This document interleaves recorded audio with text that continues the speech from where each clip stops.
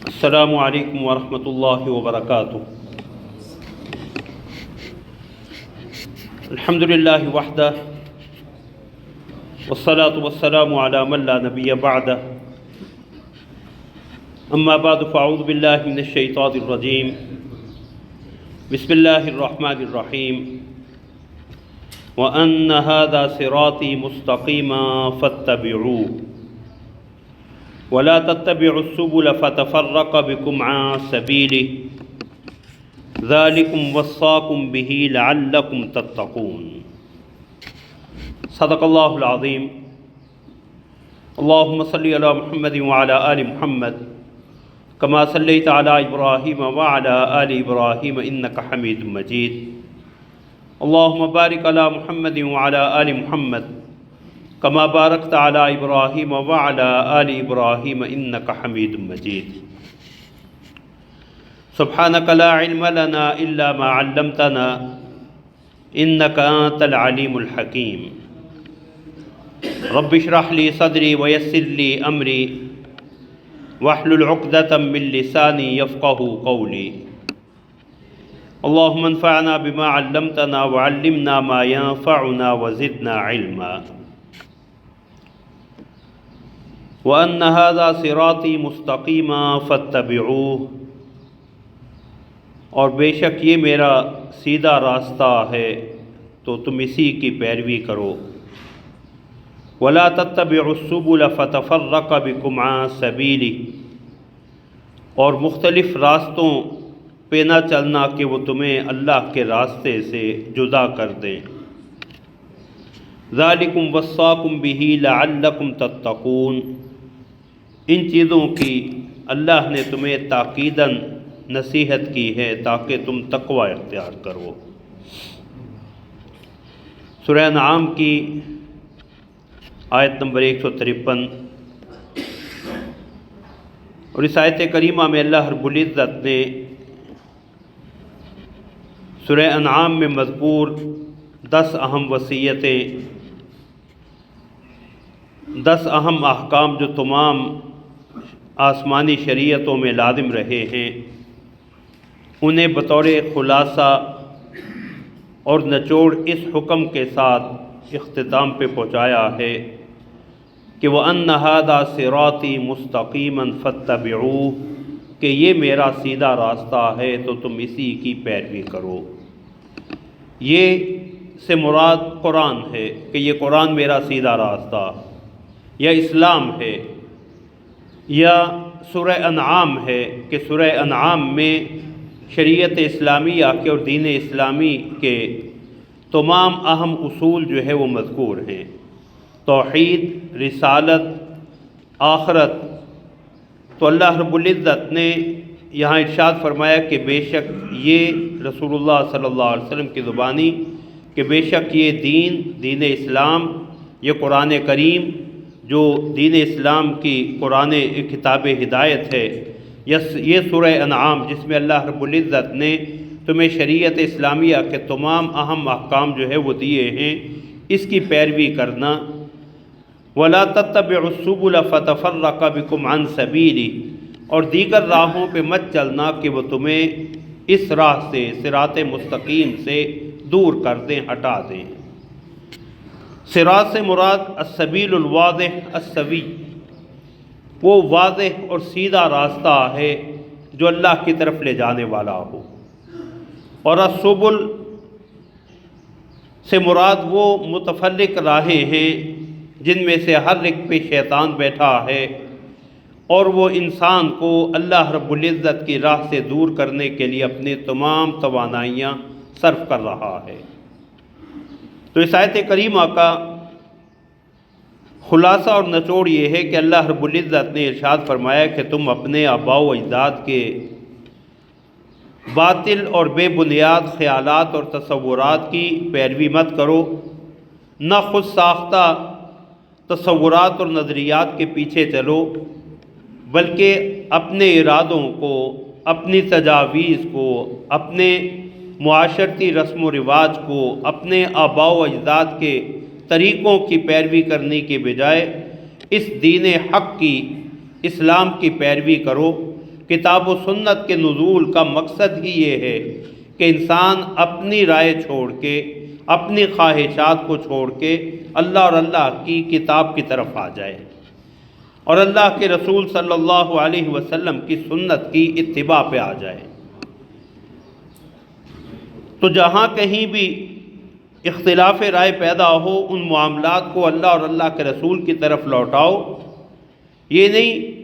کہ قرآن و حدیث کو جو ہے وہ اپنی خواہشات کے تابع کر لو اور ان کی منمانی تعویلیں کرنا شروع کر دو۔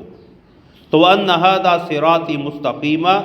بے شک یہ میرا سیدھا راستہ ہے، تو تم اسی کی پیروی کرو اور دیگر راہوں پہ مت چلو کہ تمہیں اللہ کی راہ سے جدا کر دے۔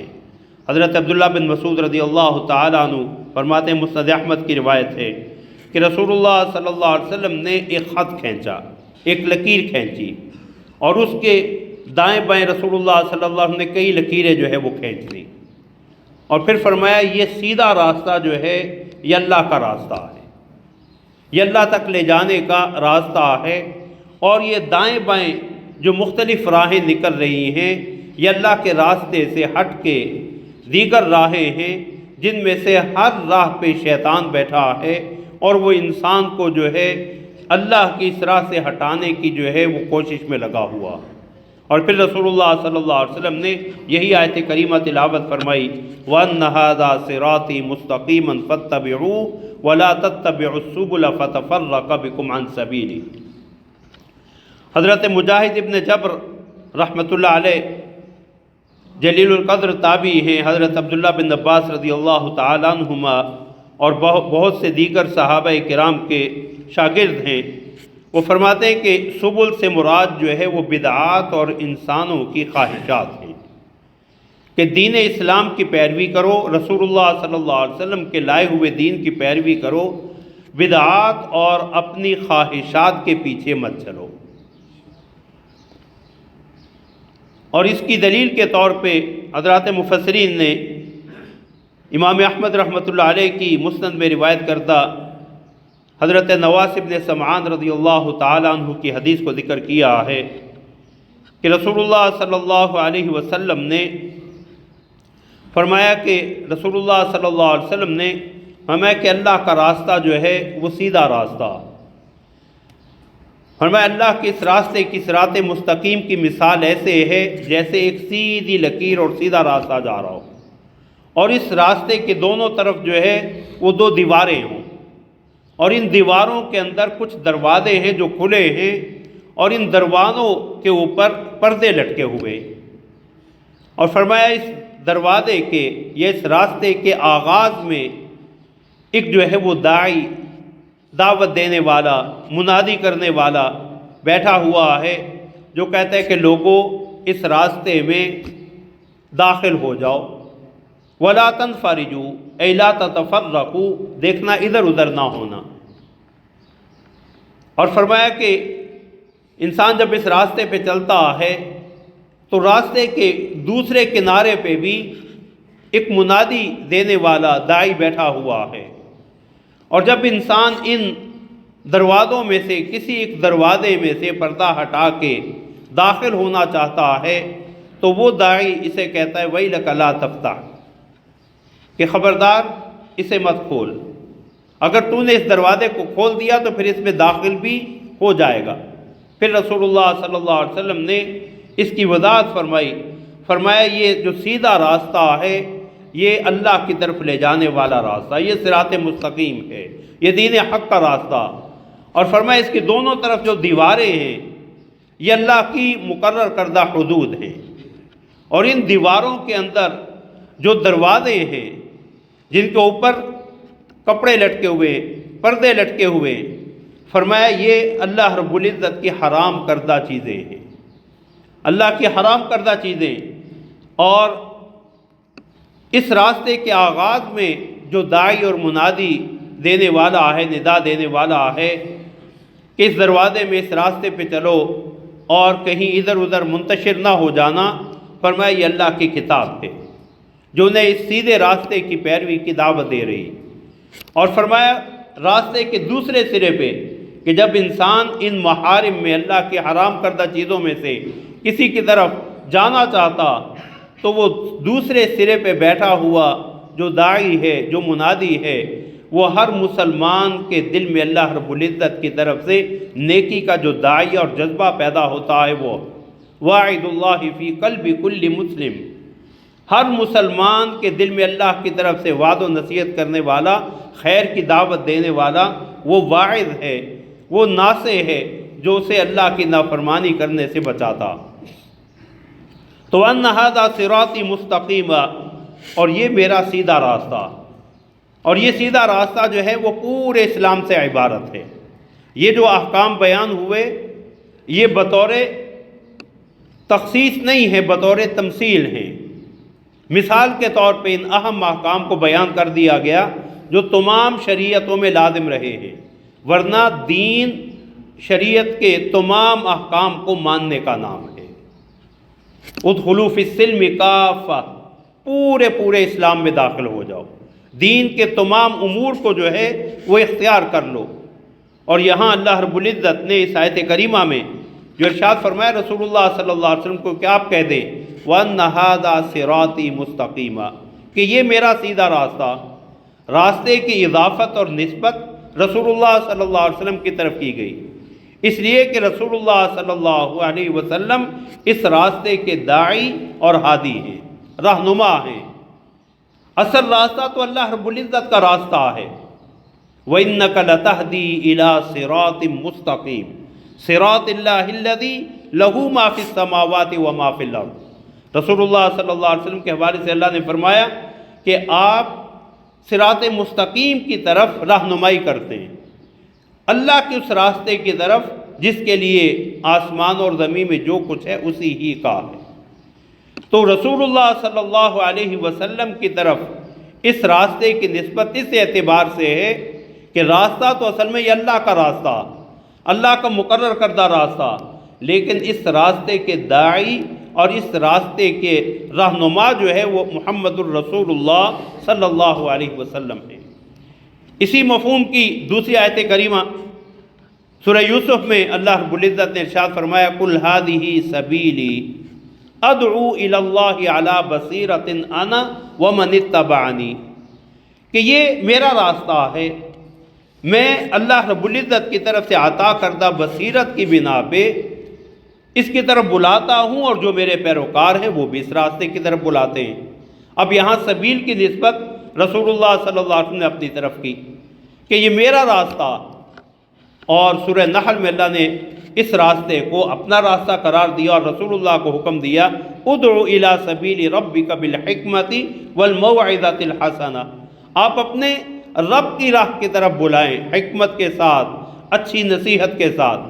تو اس میں اشارہ اس بات کی طرف ہے کہ رسول اللہ صلی اللہ علیہ وسلم کا یہ راستہ اللہ کا راستہ ہے، لیکن اس راستے کے ہادی،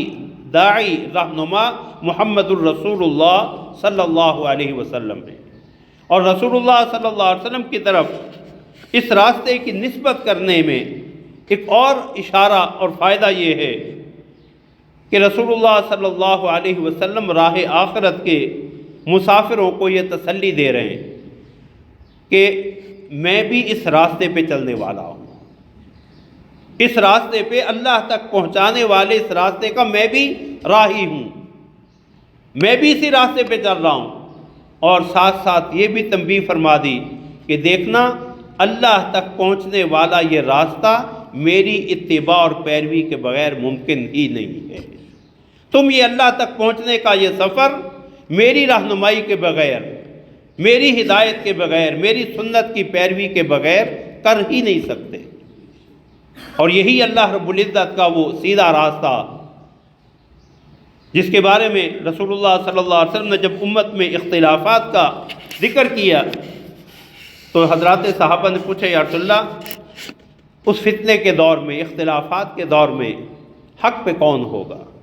سیدھے راستے پہ کون ہوں گے؟ فرمایا ما انا علیہ و اصحابی، جس راستے پہ میں اور میرے صحابہ چل رہے ہیں۔ ترکت فیکم امرین لن تضلوا ما تمسکتم بہما کتاب اللہ و سنت رسولی، میں تم میں دو چیزیں چھوڑے جا رہا ہوں جب تک انہیں مضبوطی سے تھامے رکھو گے گمراہ نہیں ہوگے اللہ کی کتاب اور محمد الرسول اللہ صلی اللہ علیہ وسلم کی سنت۔ تو ان ھذا صراطی مستقیما، یہ میرا سیدھا راستہ ہے، فاتبعوہ، تو اسی کی پیروی کرو، اسی کی پیروی کرو۔ اور صراط کو جو ہے وہ مفرد ذکر کیا گیا، واحد ذکر کیا گیا، اور سبل جو ہے اسے متفرق ذکر کیا، جمع ذکر کیا گیا، کئی راستے ہیں۔ فرمایا اس میں اس بات کی طرف اشارہ ہے کہ صراط مستقیم ایک ہی ہے، اور وہ کیا ہے؟ دین اسلام کا راستہ جو ہم اللہ سے ہر نماز میں مانگتے ہیں، اہدنا الصراط المستقیم۔ اور اللہ رب العزت نے وہ اپنے انعام یافتہ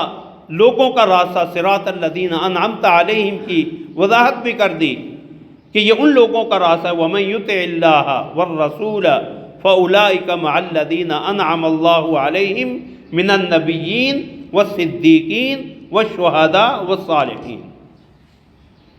کہ یہ انبیاء کا، صدیقین کا، شہداء کا، صالحین کا راستہ ہے، اللہ رب العزت کے انعام یافتہ طبقات کا راستہ۔ تو ان ھذا صراطی مستقیما فاتبعوہ، اور یہ میرا سیدھا راستہ ہے تو تم اسی کی پیروی کرو۔ ولا تتبعوا السبل فتفرق بکم عن سبیلی، اور دیگر راہوں پہ نہ چلنا کہ تمہیں اللہ کی راہ سے جو ہے وہ جدا کر دے، اور وہ راستہ ایک ہی راہ ہے، رسول اللہ صلی اللہ علیہ وسلم کی پیروی اور اللہ کے حکم کو بجا لانا۔ دین کا خلاصہ بھی یہی ہے کہ حکم اللہ کا، طریقہ اور نمونہ محمد الرسول اللہ صلی اللہ علیہ وسلم کا۔ تو اس راہ پہ چلنے کے لیے رسول اللہ صلی اللہ علیہ وسلم کا نمونہ جو ہے وہ ضروری ہے۔ وَأَنَّ هَذَا صِرَاطِي مُسْتَقِيمًا فَاتَّبِعُوهُ وَلَا تَتَّبِعُوا السُّبُلَ فَتَفَرَّقَ بِكُمْ عَنْ سَبِيلِهِ، متفرق راہوں پہ، اپنی خواہشات پہ، بدعات کے راستوں پہ، معاشرے کے رسم و رواج کے دباؤ کی بنا پہ اس راستے پہ نہ چل پڑنا۔ حق وہی ہے، صراط مستقیم وہی ہے، اللہ تک لے جانے والی راہ وہی ہے جو محمد الرسول اللہ صلی اللہ علیہ وسلم جو ہے وہ لے کے آئے، جسے رسول اللہ صلی اللہ علیہ وسلم نے فرمایا ترکتکم علی محجۃ بیضاء لیلھا کنہارھا، میں تمہیں اس چمکتی ہوئی راہ اور شریعت پہ چھوڑ کے جا رہا ہوں جس کی رات بھی دن کی طرح چمکتی ہوئی روشن ہے۔ اس راہ حق پہ چلے بغیر جو ہے وہ اللہ تک پہنچنا ممکن ہی نہیں ہے۔ اور لفظ صراط میں ایک اور اشارہ بھی، صراط لغت اور زبان کے اعتبار سے مختصر راستے کو کہتے ہیں، سب سے مختصر راستہ جو انسان کو منزل مقصود تک پہنچا دے۔ اور عرف میں صراط اس راستے کو کہا جاتا ہے جس میں کوئی خطرہ نہ ہو، بے خوف و خطر انسان اپنی منزل پہ پہنچ جائے۔ تو ان ھذا صراطی مستقیمہ میں یہ بھی اشارہ ہے کہ میرا یہ راستہ، اسلام کا یہ راستہ، کتاب اللہ کو میرے فرامین کی روشنی میں سمجھنے کا اور اللہ کے احکام کو میری سنت کے مطابق بجا لانا، یہ وہ مختصر اور بے خوف و خطر راستہ ہے جو تمہیں سیدھا اللہ رب العزت کی طرف لے جائے گا، جو تمہیں دنیا اور آخرت کی کامیابی نصیب کرے گا۔ تو ان ھذا صراطی مستقیما فاتبعوہ، یہ میرا سیدھا راستہ ہے تو اسی کی پیروی کرو۔ ولا تتبعوا السبل فتفرق بکم عن سبیلی، دیگر راہوں پہ نہ چل پڑنا، میرے راستے کو چھوڑ کے کسی اور راستے پہ نہ چل پڑنا، یہ راہ تمہیں اللہ کی طرف نہیں لے جائے گی۔ صراط وہ راستہ ہے جو انسان کی آخرت کی منزلیں اس کے لیے آسان کر دے، آخرت میں اسے فائدہ پہنچائے، اور سبل وہ تمام راہیں ہیں جو انسان کو آخرت کی فکر سے دور کر دیں اور آخرت میں اسے نقصان پہنچائیں، کیونکہ اصل مقصود کامیابی انسان کے لیے آخرت کی کامیابی ہے۔ وَإِنَّ الدَّارَ الْآخِرَةَ لَهِيَ الْحَيَوَانُ، اللہ کے ہاں اصل زندگی کا گھر وہ آخرت کا گھر ہے۔ فَمَنْ زُحْزِحَ عَنِ النَّارِ وَأُدْخِلَ الْجَنَّةَ فَقَدْ فَازَ، جو جہنم سے بچا لیا گیا، جنت میں اللہ کے فضل سے داخل کر دیا گیا، اصل کامیاب تو وہی آدمی ہے۔ ذالکم وصاکم بہ لعلکم تتقون، اللہ نے تمہیں ان چیزوں کا بڑی تاکید کے ساتھ حکم دیا ہے تاکہ تم میں تقوی آ جائے، خدا خوفی آ جائے، اللہ کی عظمت کا استحضار آ جائے۔ اب اللہ رب العزت نے یہاں ان آیات مبارکہ میں 10 احکام دیے، اور یہ قرآن کریم کا ایک منفرد اسلوب ہے کہ قرآن کریم نے ان 10 احکام کو قانونی دفعات کی طرح اکٹھے ذکر نہیں کر دیا، کیونکہ قرآن جو ہے وہ کوئی سخت حاکمانہ قوانین کا نام نہیں ہے، بلکہ یہ مربیانہ قوانین ہیں، انسان کی تربیت کے لیے، اس کی فلاح اور کامیابی کے لیے۔ اس لیے اللہ رب العزت ان احکام کے ساتھ ساتھ ان چیزوں کو بھی ذکر کرتے ہیں، ان اسالیب کو بھی اختیار کرتے ہیں جس سے ان احکام پہ عمل پیرا ہونا انسان کے لیے آسان ہو جاتا۔ تو پہلی آیت کریمہ میں اللہ رب العزت نے 5 حکم دیے۔ اللہ کے ساتھ کسی کو شریک نہ ٹھہرانا، والدین کے ساتھ اچھا سلوک کرنا، فقر و فاقہ کی بنا پہ اپنی اولاد کو قتل نہ کرنا، ظاہری باطنی بے حیائی کے کاموں کے قریب نہ جانا، اور جس جان کا لینا، جس نفس کا قتل اللہ نے حرام قرار دیا ہے اسے قتل نہ کرنا۔ یہ 5 احکام وہ تھے جسے مشرکین مکہ مانتے ہی نہیں تھے، کفار عرب ان کے سرے سے وجود کے ہی قائل نہیں تھے۔ تو اللہ رب العزت نے وہاں حکم دیا ذالکم وصاکم بہ لعلکم تعقلون، اللہ تمہیں ان چیزوں کا حکم دے رہے ہیں تاکہ تم عقل سے کام لو، کہ تم اپنے آباء و اجداد کے طریقوں پہ نہ چلو،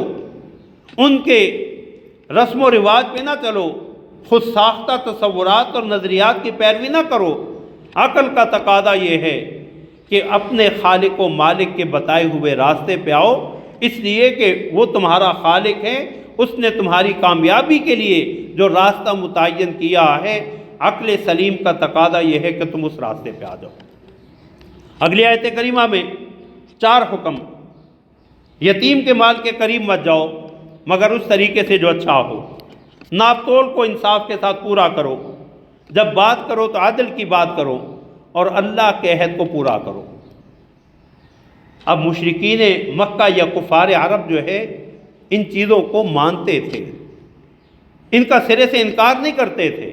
لیکن کچھ ان پہ عمل پیرا بھی تھے، لیکن اکثریت جو ہے وہ ان سے غافل تھی۔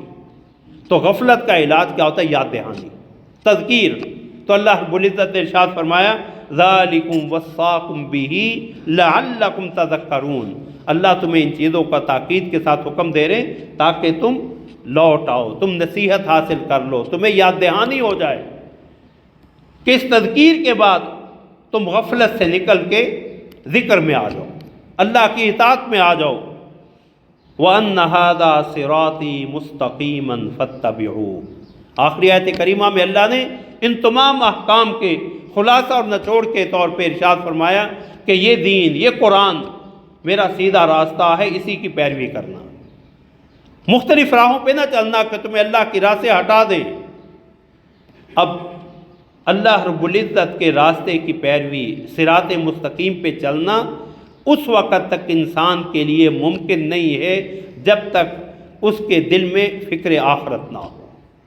آخرت کے عذاب سے بچاؤ کی فکر نہ ہو،